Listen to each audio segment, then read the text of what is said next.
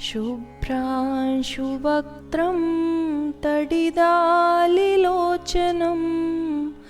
नवाब्धकेशं शरदाभ्रविग्रहं भानुप्रभावं तमसोत्तरोहिणी तत्तत्रयुक्तं सहि दिव्यबालकः। पूर्ण चंद्रमा के समान उसका मुख था, विद्युत रेखा जैसी नेत्रों की शोभा थी। उसके सिर पर 9 जलधर के समान काले केश थे। समस्त अंगों की आभा शारदीय शुभ्र मेघ के समान थी। वह बालक सूर्य के समान तेजशाली था। ऐसे परम सुंदर बालक को श्री रोहिणी जी ने जन्म दिया। हरे कृष्णा। आज हम ऐसे सुंदर बालक श्री बलराम जी की माँ रोहिणी जी के बारे में जानेंगे। जब कश्यप जी ने वसुदेव के रूप में जन्म लिया, तब उनकी पत्नी सर्पों की माता कद्रु भी रोहिणी जी के रूप में आईं। अन्य शास्त्रों में यह भी वर्णन है कि कश्यप जी की पत्नी अदिति के ही 2 भाग हो गए। एक भाग से वे देवकी के रूप में आईं और दूसरे भाग से रोहिणी के रूप में। कल्प भेद से दोनों ही वर्णन सही हैं। समय आने पर वसुदेव जी से रोहिणी का विवाह हुआ। इनके अलावा पौरवी, भद्रा, मदिरा, रोचना, इला और देवकी आदि और भी बहुत पत्नियां वसुदेव जी की थीं। जब क्रूर कंस ने वसुदेव देवकी को कारागार में बंद कर दिया, तब रोहिणी जी बड़ी व्याकुल हुईं। पर कंस से इनको पति की सेवा के लिए कारागार में जाने की आज्ञा मिल गई। ये वहां जाया करती थीं। इससे इनका दुख बहुत कम हो गया।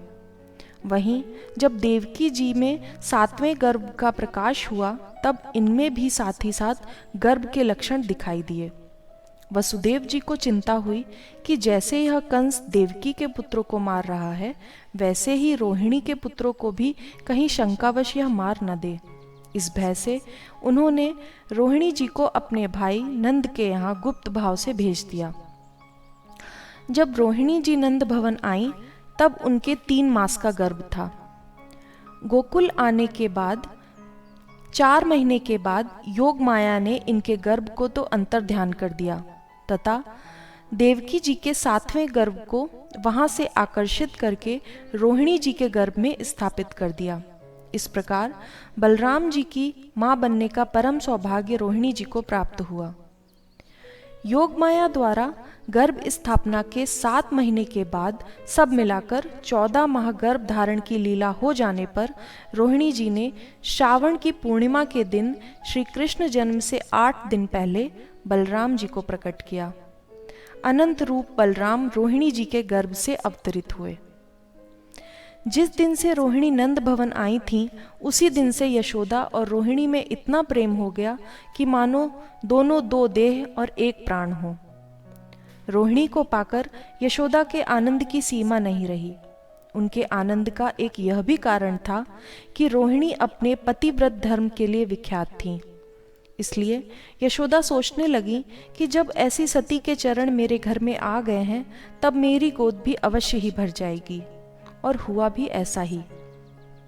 सती रोहिणी के पधारने पर यशोदा जी की गोद भी श्री कृष्ण से विभूषित हो गई। यशोदा तो रोहिणी के गुणों को देख देख कर मुक्त होती रहती थीं। उन्होंने अपने घर का सारा भार रोहिणी जी के हाथों में सौंप दिया।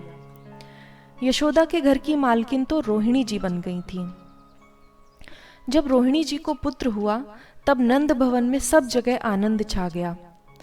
यशोदा जी तो जी भर कर उत्सव भी नहीं मना सकी, क्योंकि भाई वसुदेव का नंद जी को यह आदेश था कि रोहिणी के पुत्र जन्म की बात सबसे गुप्त रखी जाए। नंद जी ने गुप्त भाव से ही रोहिणी जी के पुत्र का जात कर्म पवित्र ब्राह्मणों के द्वारा करवाया और दक्षिणा में 1 लाख गायें दी। रोहिणी जी पहले से ही नंद और यशोदा के व्यवहार को देखकर उन पर न्यौछावर थीं। पुत्र होने के अवसर पर जब यह उदारता देखी, तब तो उनका रोम रोम कृतज्ञता से भर गया। उनके नेत्रों से आंसुओं की धारा बह चली। साथ ही पुत्र की छवि देख देख कर वे आत्मविस्मृत भी होती जा रही थीं। वह छवि थी ही ऐसी। बालक का इस तरह शोभा संपन्न होना बिल्कुल उचित था, क्योंकि यह कोई अस्थि मज्जा मेद और मांस से निर्मित शिशु तो था नहीं, यह तो परम दिव्य बालक था। बालक भी कथन मात्र का, वास्तव में तो यह स्वयं भगवान ब्रजेंद्र नंदन का अनंत शेष नाम से अभिहित रूप ही बालक बनकर आया था। रोहिणी जी को एक दुख भूलता नहीं था, वह था पति वियोग का।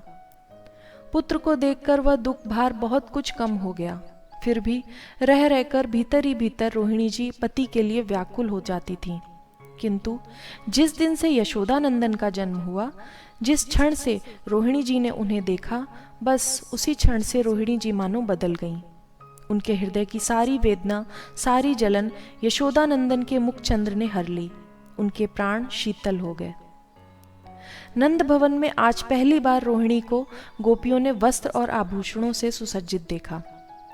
11 वर्ष और 6 महीने कृष्ण बलराम की मधुर बाल लीलाओं से झड़ती हुई अति दिव्य रस मंदाकिनी व्रजपुर में प्रवाहित होती रही।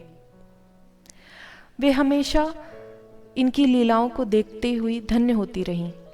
इसके बाद कृष्ण बलराम मथुरा चले गए। वहां पर कंस का निधन हुआ। वसुदेव कारागार से मुक्त हुए। पुत्रों को हृदय से लगाकर वसुदेव जी का हृदय शीतल हुआ। यह होने पर उन्होंने रोहिणी जी को बुलाने के लिए गोकुल में दूत भेजा। पति का आवाहन सुनकर रोहिणी जी की विचित्र ही दशा हुई। वे व्याकुल होकर मन ही मन सोचने लगी, आह, एक और पति की आज्ञा है, उसे मैं टाल नहीं सकती। अपने दोनों पुत्रों को देखने की इच्छा छोड़ देना भी मेरे वश की बात नहीं। पर हाय, यशोदा को तो अचानक कैसे छोड़ दूं मैं। भगवान मेरे शरीर के 2 भाग कर देता, एक नेत्र और आधे अवयव एक शरीर में और दूसरा नेत्र और आधे अवयव दूसरे शरीर में। एक तो मथुरा के जीवन के लिए और एक यहाँ यशोदा की देखभाल के लिए।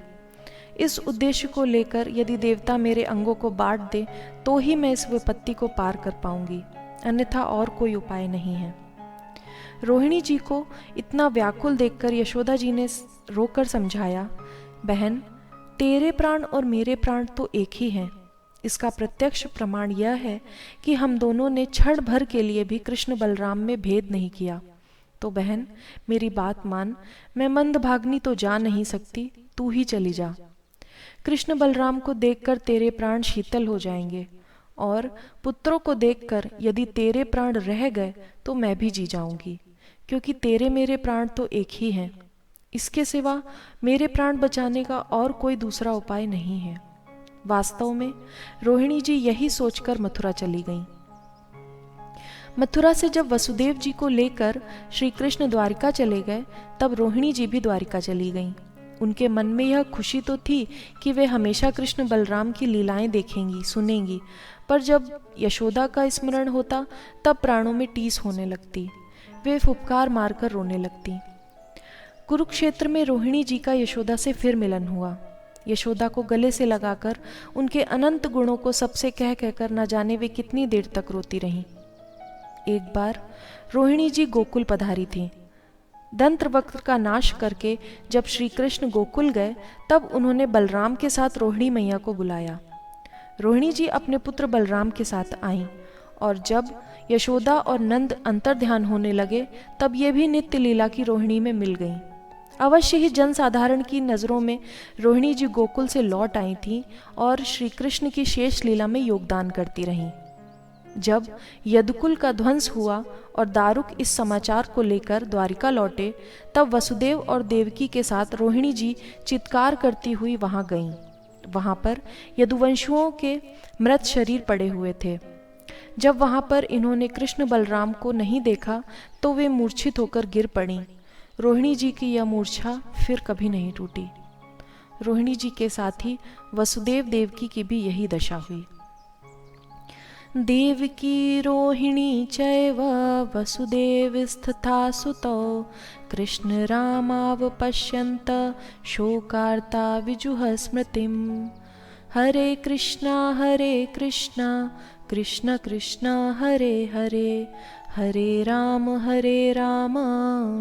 राम राम हरे हरे। हरे कृष्णा।